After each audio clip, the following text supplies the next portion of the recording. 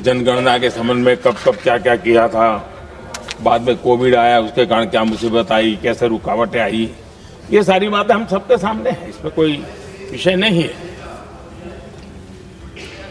लेकिन पिछले दिनों जब देश की में चर्चा कर रहे थे, तब भी व्यापक रूप से बात ये थी कि इसको जल्दी करो।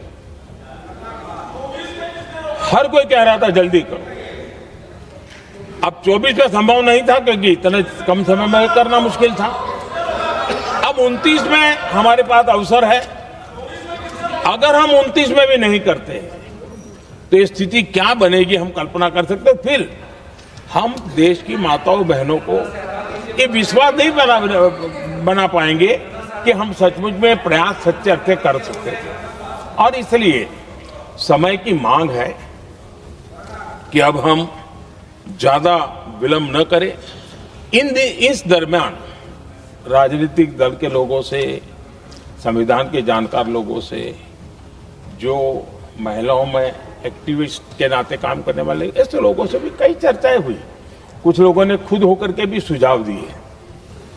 सारा मंथन करते करते करते, और यहां भी सभी दलों से लगातार बातें इनकी होती रही है। स्ट्रक्चर वे में हुई है, इनफॉर्मल भी हुई है,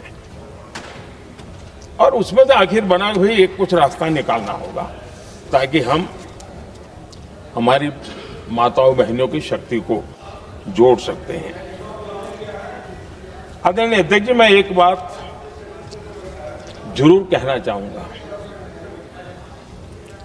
यहां बैठकर के हमें किसी को संविधान ने देश को टुकड़ों में सोचने का अधिकार ही नहीं दिया है।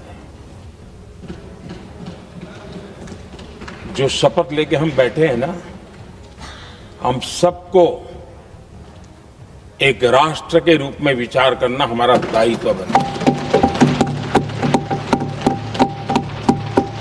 चाहे कश्मीर हो या कन्याकुमारी,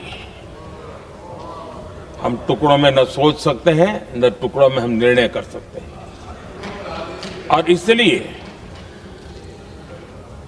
निराधार रूप में, जिसमें कोई सच्चाई नहीं, रत्ती भर सच्चाई नहीं, सिर्फ राजनीतिक लाभ लेने के लिए जो बवंडर खड़ा किया जा रहा है, मैं आज बड़ी जिम्मेवारी के साथ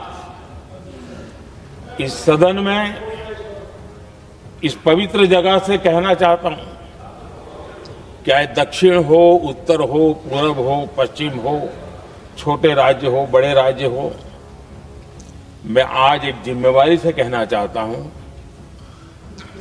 कि निर्णय प्रक्रिया किसी के साथ भी भेदभाव नहीं करेगी। ये निर्णय प्रक्रिया किसी के साथ अन्याय नहीं करेगी।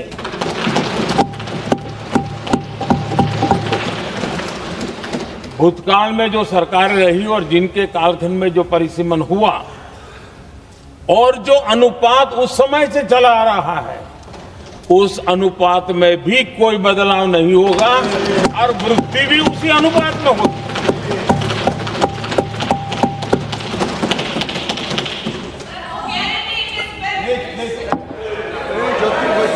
अगर गारंटी शब्द चाहिए तो मैं गारंटी शब्द उपयोग करता हूं।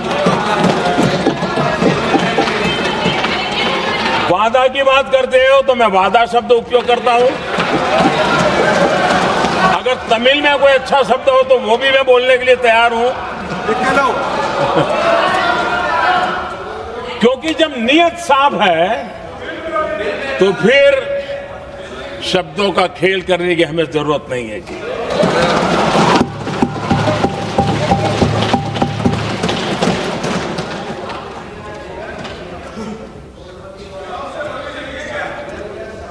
आदरणीय अध्यक्ष जी, मैं आज सदन के सभी साथियों को ये भी कहना चाहता हूं कि साथियों, हम भ्रम में न रहे।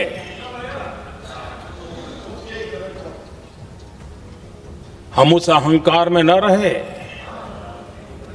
और मैं हम शब्द प्रयोग कर रहा हूं। मैं और तुम की बात नहीं कर रहा हूं। हम इस भ्रम में न रहे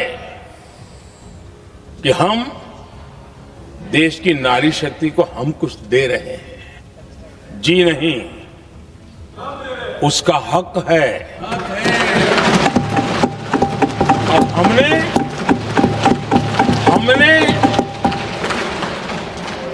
कई दशकों से उसको रोका हुआ है। आज उसका प्रायश्चित करके हमें उस पाप में से मुक्ति पाने का यह अवसर है।